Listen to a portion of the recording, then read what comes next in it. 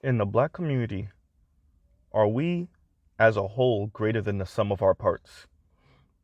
You know, talking about black men specifically, are black men just an amalgamation of numbers, their income, their weight, their height, how much they can lift, right? Is that all black men are? And excuse my background, I'm in the car. I find recording in the car very therapeutic.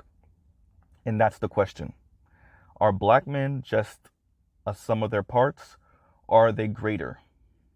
Is the whole greater than the sum of the parts? And I say this because we've been having this conversation in the black community for a year or so, maybe a little bit longer. The high value man conversation, the income conversation, the I'm not settling conversation, the struggle love conversation.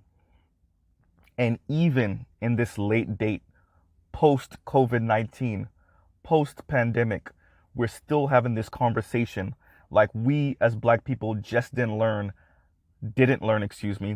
how tenuous people's grasp on middle class life and even upper middle class life really was.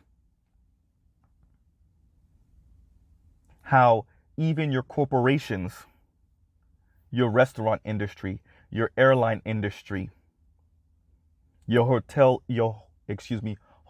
industry couldn't survive 2, 3, and 4 months without the US government coming in to help them.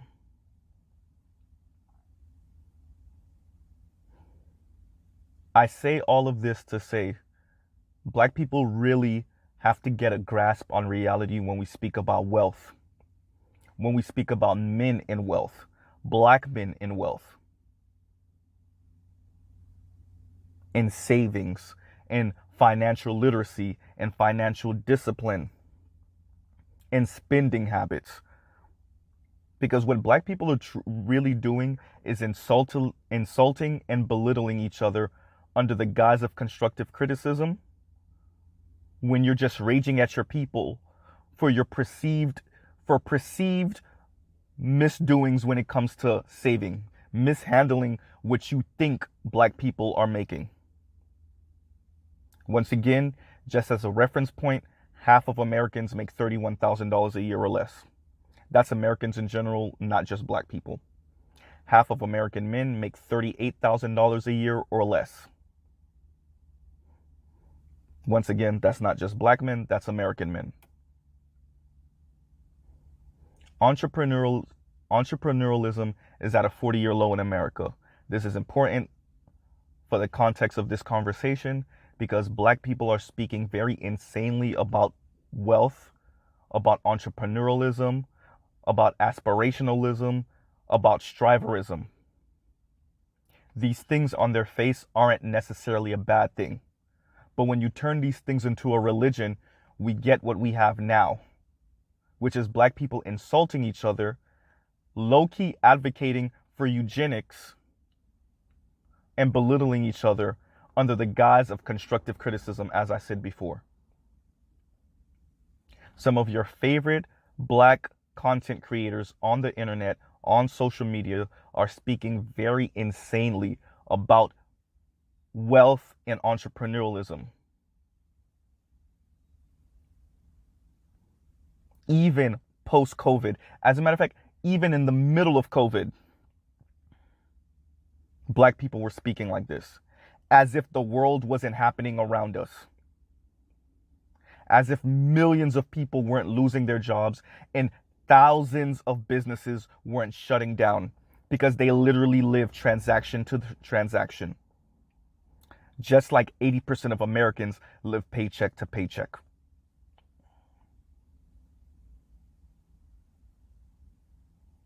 Your favorite YouTubers are saying things like, if you don't make $100,000 a year, then you're not disciplined. If you don't make $100,000 a year, then you're not trying hard enough. You even have black men getting on panels and saying to think about having children before becoming a millionaire is just out of the question. And they're not just talking about for themselves. They're talking about that should be a standard within the black community. Where do black people get off? Black people are barely 3 and 4 decades out of Jim Crow. Actually, more like 5 decades out of Jim Crow. And yet, black people are speaking like the few of us that have climbed our way into the middle class, like we're not only 30 and 40 years in that. Like the grasp on middle class existence is tenuous at best. The truth of the matter is the masses of black people are working class, working poor, and poor. We have a few of us that have made it into the solid middle class, even less of us that have made it up into the upper middle class, and a supremely small amount of black people that would actually be considered genuinely rich. And yet black people speak like they're part of the aristocracy of America and not like they were brought here to be the permanent underclass of America. Very few of us are in the business of challenging systems anymore. We would much rather try to get rich on some get-rich-quick scheme, or try to get into some cryptocurrency, or try to do whatever one of these get-rich-quick type of things that are popping up every day. Nobody wants to have the conversation about systems or monopolies. Nobody wants to have the conversation about unions. Why have a conversation about unions when you don't think that black people should be working a 9 to 5 anyway? Why have a conversation about increasing the wages for people when you don't think that that's smart anyway, right?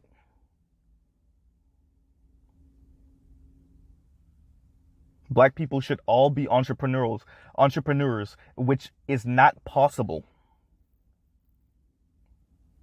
Once again, entrepreneurship is at a 40-year low in America, not just for black people, because the average person has been priced out of starting businesses in America. Investing $20, $30, $40, $50,000 and potentially losing it. Let's take out potentially. Most likely losing it. And that's by the numbers, by the way. That's not just Mr. Z throwing that out there.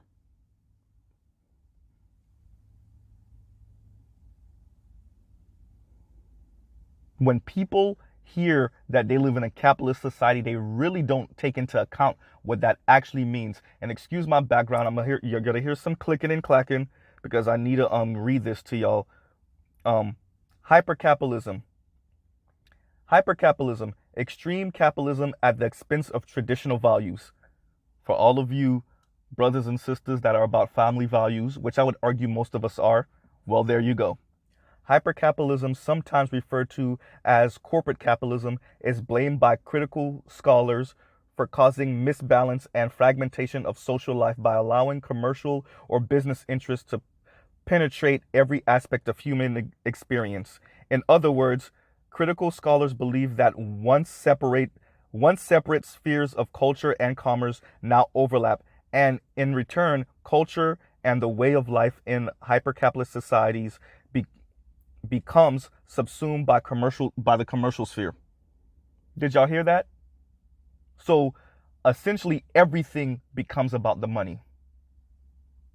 Your personal relationships, your intimate relationships, your relationships with your children, your relationships with your friends. The way you speak starts to become financialized and commercialized. The way you view relationships. That is the world you live in, black people. And I thought it important to bring us back down to reality, bring us back down to the world we're actually living in. There's nothing wrong about aspiring. But once again, when you turn aspirationalism and striverism into a religion, then those people that aren't aspiring to the level you deem adequate become demons. And it may sound like I might sound exaggerated to you, but honestly, think about it. If aspirationalism and striverism become a religion, then those who do not strive the way you think adequate, they're doing something evil. And that's where we are right now. And that's how the masses, a significant portion of the black community speaks. Only 50 years out of Jim Crow, barely climbing into the middle class for those of us that have made it into the middle class over the past 3 and 4 decades. And even with that, having a tenuous grasp on the middle class. And yet we demean, belittle, insult each other, primarily black men, for not being industrious enough, for not being the entrepreneurial class of America, for not having enough small to big to medium businesses. How does this work, black people? Are black men just numbers? And if they are just numbers, then be prepared to deal with the consequences of telling fully 18 million black males, 20 million black males, that they're nothing but their income. Be prepared to deal with the consequences of that. Be prepared to deal with the consequences of telling men that they are nothing but a walking wallet. As was once said on a podcast, a man is his money, right? We talk about the objectification of women, but we rarely talk about the objectification of men. And what does that mean in society when this is going on, but we don't talk about it? And then when we do talk about it, we speak about it as if this is what's supposed to happen. This is what they are. This is what they're supposed to be. And they should be proud of it. And I end it right there. Y'all let me know what y'all think in the comments. Ladies, I would love to hear from y'all. Y'all let me know what y'all think in the comments. And I'll end it right there. Y'all have a good day. Peace.